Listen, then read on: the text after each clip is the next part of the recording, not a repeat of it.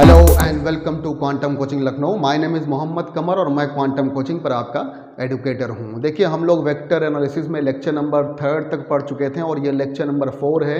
याद करिए, पिछले लेक्चर में हम लोगों ने आपको एडिशन ऑफ वेक्टर बताया था और उसमें सबसे पहले हमने आपको बताया था law of triangle of vector, और दूसरा जो बहुत इंपॉर्टेंट था, law of parallelogram of vector addition. इसी को हम लोग आगे बढ़ाते हैं और याद करिएगा, थोड़ा सा रिकॉल कराते हैं पीछे से।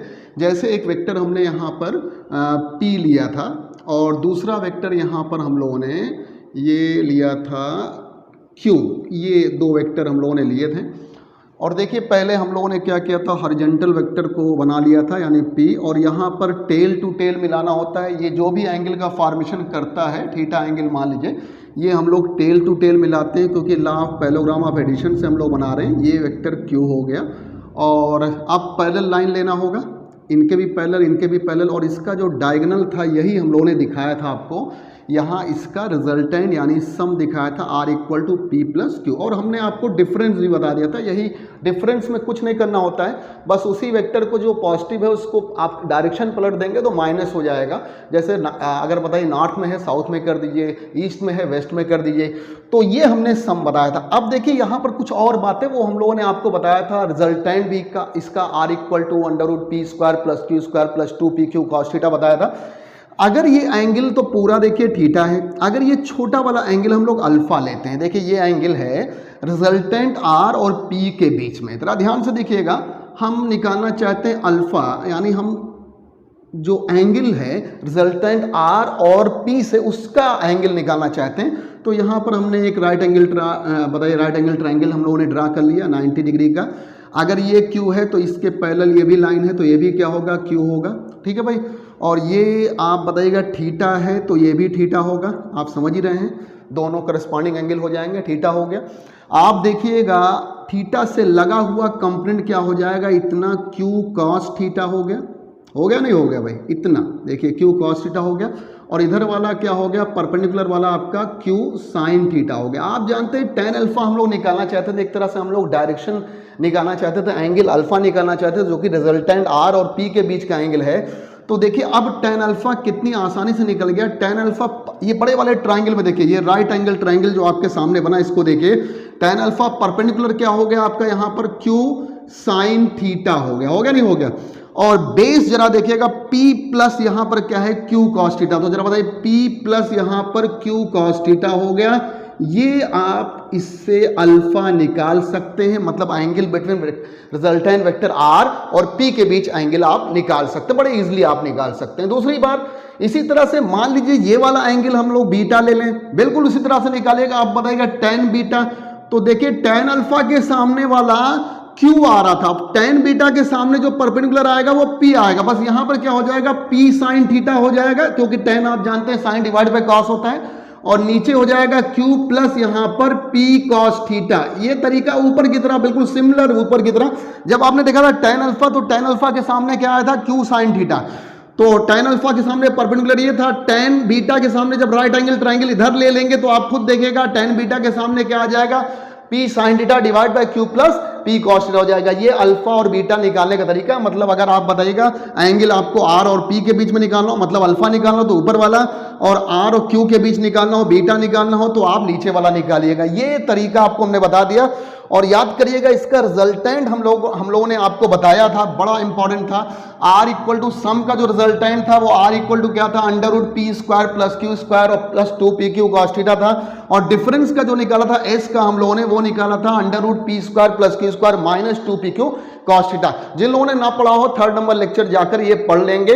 और अब कुछ इंपॉर्टेंट बातें आपको यहाँ पर बताते हैं वेक्टर एडिशन के बारे में। सबसे पहला जो आपको हम बता दें यहाँ पर कि देखिए, अभी आपने पढ़ा है R = √P² + Q² + 2PQ cos theta. पढ़ा कि नहीं पढ़ा भाई? यही रिजल्टेंट पढ़ा था। वेक्टर R = आपने जब पढ़ा था P + Q का, तो माड जब कर दिया था तो यही तो आया था। ये पिछले लेक्चर में हम लोग बता चुके हैं। देखिए, अब ये बताइए कब वेक्टर का एडिशन मैक्सिमम वैल्यू देगा और कब मिनिमम वैल्यू देगा। तो cos की जो मैक्सिमम वैल्यू होती है वो 0 पर होती है। इसका मतलब इफ अगर थीटा बताइए क्या हो जाए, 0 हो जाए, थीटा 0 का मतलब बोथ द वेक्टर आर क्या हो जाए, both the vector vector are parallel, यानी दोनों वेक्टर क्या हो जाएं, अगर पैरेलल हो जाएं, इसका मतलब जैसे वेक्टर यहां पर P ले लिया और वेक्टर Q ले लिया, दोनों के दोनों पैरेलल हो गए तो थीटा क्या हो जाएगा, 0। आप यहां पर R की वैल्यू निकालिएगा, अंडर रूट बताएगा P square plus Q square plus 2PQ cos 0, cos 0 हो जाएगा मैक्सिमम, यानी 1 हो गया। आ गया under root P plus Q का होल स्क्वायर, करके देख लीजिएगा, A प्लस B का होल स्क्वायर आएगा।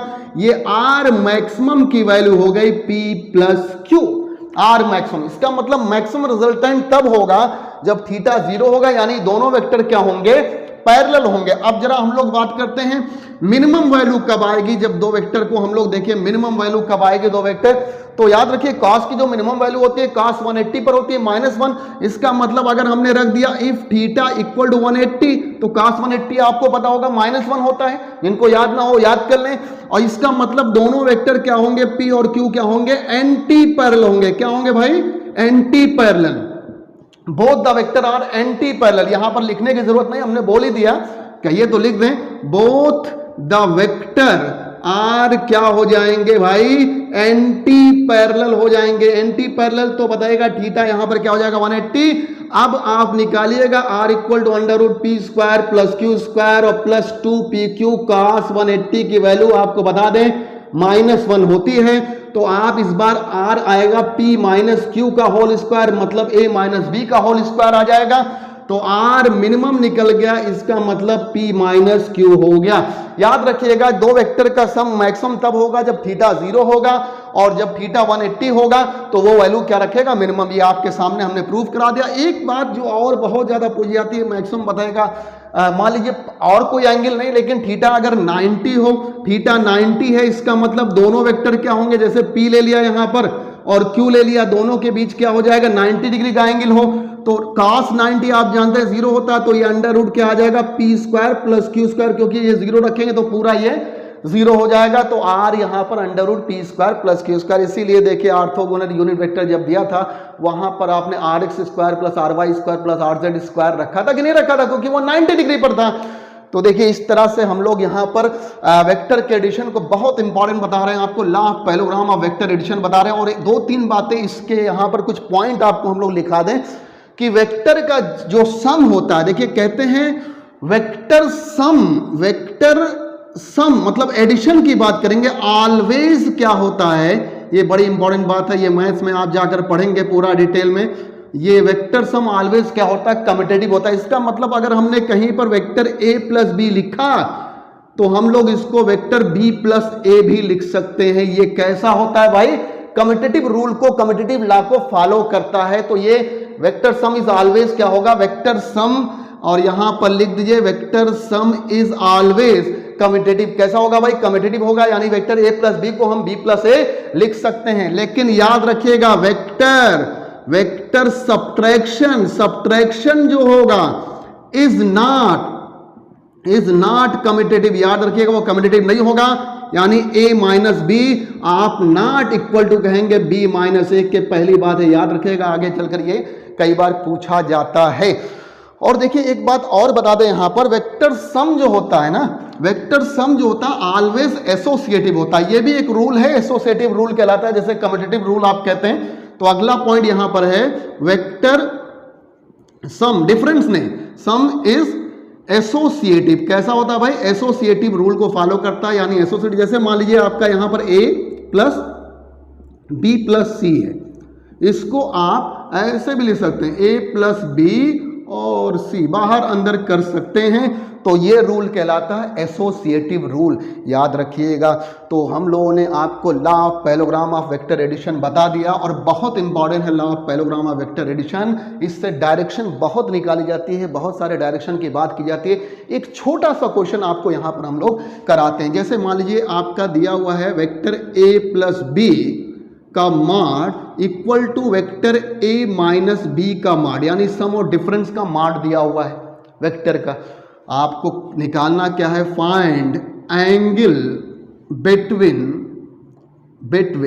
Vector A and vector B, यानी A और B के बीच एंगल निकालना है। वेक्टर तो हो ही गया, समझ ही गए आप। तो देखिए बड़ी आसानी से बात है, मॉड से बाहर आपको पता है मैग्नीट्यूड निकलता है, तो mod of A plus B यहां रखिए और इक्वल टू क्या है, mod of A minus B है। फटाफट देखिए ये हो जाएगा under root A square plus B square plus 2ab cos theta, ये हो जाएगा इधर under root A square plus B square minus 2ab cos theta, under root cancel हो गया, ए से ए कैंसिल, बी से बी कैंसिल, ये सब गया। आप बताइएगा यहां पर आ गया 4ab cos theta equal to 0, cos theta भी 0 हो गया, इसका मतलब cos theta equal to cos 90 हो गया। थीटा बताइएगा यहां पर कॉस 90 की वैल्यू 0 होती है, इसका मतलब थीटा क्या हो गया, 90 डिग्री आ गया। बताइए ये बहुत इंपॉर्टेंट क्वेश्चन है, mod of A plus B equal to mod of A minus B दिया था और देखिए आपने दोनों के बीच एंगल निकाल दिया, कितने का एंगल हो गया, 90 डिग्री का। चलिए नेक्स्ट क्वेश्चन भी खटाखट देख लेते हैं इसी टाइप का। ये सब मॉड का कमाल है, मॉड से बाहर मैग्नीट्यूड निकलता है, रिजल्टेंट निकलता है। मान लीजिए यहां पर vector A equal to vector B दिया हुआ है और यही आपको यहां पर दिया है वेक्टर ए माइनस बी के। आपको फिर से एंगल निकालना है, ए और बी के बीच में लिखने रहे पूरा, आप समझ गए होंगे। मॉड ऑफ ए का मतलब क्या हो जाएगा भाई, ए, मॉड ऑफ बी का मतलब सिर्फ मैग्नीट्यूड बाहर आएगा बी, तो आप इसका मतलब ए और बी आपस में इक्वल दिए हुए। चलिए हम एक ले लेते हैं, यहां पर ए ले लिया और ये ए माइनस बी ले लिया। आपको पता है अच्छी तरह से ए जब मॉड निकालेंगे अंडर रूट क्या हो जाएगा, A square plus B square minus 2ab cos theta. बताइए आएगा कि नहीं आएगा, सब पढ़ा चुके हैं। अब जरा देखिएगा इधर ये स्क्वायर आ गया तो ये हो गया A square plus B square minus 2ab cos theta. देखिए कितना इंपॉर्टेंट क्वेश्चन है, ए से ए कैंसिल हो गया स्क्वायर से और ए और बी आपस में इक्वल हैं, इसलिए इस ए की जगह पर हम बी रख देते हैं। यहां पर हम लोग कर देते हैं, देखिए B square minus 2b square cos theta equal to 0, 2b square cos theta equal to B square हो गया, कैंसिल हो गया, कॉस थीटा हो गया हाफ। और आपको पता होगा हाफ किसकी वैल्यू होती है, 60 डिग्री की, कॉस 60 की, इसका मतलब थीटा कितना निकल गया, 60 डिग्री आपका आंसर हो गया। बताइए बड़ा अच्छा क्वेश्चन ये है। इसी में थोड़ा सा चेंज करके हम लोग अगला क्वेश्चन बना देते हैं। बहुत सारे क्वेश्चंस आप लोगों को कराए जाएंगे, धीरे धीरे देखिएगा वेक्टर में क्या कमाल किया जाएगा। हर लेवल से आपका कंप्लीट होगा, चाहे वो आईआईटी हो, चाहे नीट हो, चाहे बताइएगा आपका 11th का टॉपिक हो, कहीं से भी सब जगह से ये कंप्लीट होगा। इस माइनस की जगह बस हमने प्लस कर दिया और थीटा फिर निकालना है। फिर से वही आप समझ गए, mod of A mod of B के दिया हुआ है, इसका मतलब ए और बी आपस में इक्वल हैं। फिर से चलिए हमने ए को ले लिया और यहां पर ए प्लस बी रख दिया। आप देखिएगा क्या आएगा, ए स्क्वायर इक्वल टू आ जाएगा A square plus B square plus 2ab cos theta. आएगा कि नहीं, देखिए यहां पर वही आएगा, डायरेक्ट जैसे पीछे लिखा उसे समझ लीजिएगा। ये कैंसिल, फिर से बी स्क्वायर, यहां ए की जगह पर बी रख दिया, क्या आ गया, plus 2b square cos theta equal to 0। Cos theta इस बार देखिए निकल गया माइनस हाफ के, और कॉस 120 की वैल्यू होती है माइनस हाफ, तो थीटा आ गया इस बार 120 डिग्री। मॉड का ये सब कमाल है। देखिए मॉड के क्वेश्चन आप लोगों हमने कराया, तो याद करिए लेक्चर नंबर 3rd और 4th में पूरा एडिशन ऑफ वेक्टर खत्म हो गया। मतलब law of triangle of vector addition भी देख लिया हम लोगों ने, law of parallelogram of vector addition भी देख लिया। पॉलीगन वाला आपको लास्ट में बता देंगे, उसमें कोई कमाल नहीं है, बस एक बार लॉ ऑफ ट्रायंगल से क्या करते हैं, पहले वेक्टर का हेड लेते हैं और दूसरे वेक्टर का टेल जोड़ते हैं, फिर हेड टू टेल जोड़ते जाते हैं, लास्ट में रिजल्टेंट फर्स्ट वेक्टर का टेल और लास्ट वेक्टर का हेड जोड़ देते हैं। तो देखिए लेक्चर नंबर 4 को भी हम लोगों ने कंप्लीट किया। अब लेक्चर नंबर 5 में इसके कुछ और क्वेश्चंस और हम लोग अब बात करेंगे एडिशन के बाद प्रोडक्ट ऑफ वेक्टर की लेक्चर नंबर 5 में। तो आज के लिए बस इतना ही, खूब जमकर पढ़िए, खूब मेहनत करिए। Thank you very much. और जो भी क्वेश्चन अगर डाउट आपको आए वो आप कमेंट सेक्शन में पूछ सकते हैं। थैंक यू वेरी मच, जमकर पढ़िए।